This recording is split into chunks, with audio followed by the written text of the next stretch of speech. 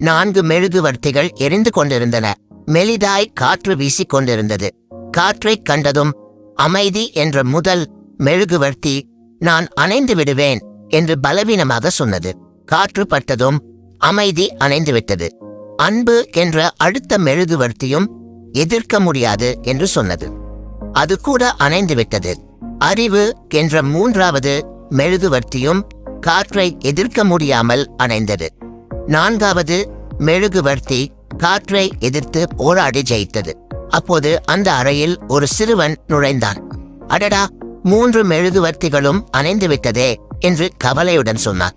அதற்கு 4வது மெழுகுவர்த்தி, கவலைப்படாதே, நான் இருக்கின்றேன் என்றது. என்னை வைத்து மற்ற 3ஐயும் பற்ற வைத்துக்கொள் என்றது. சிறுவன் உடனே, உன் பெயர் என்ன என்று கேட்டான்.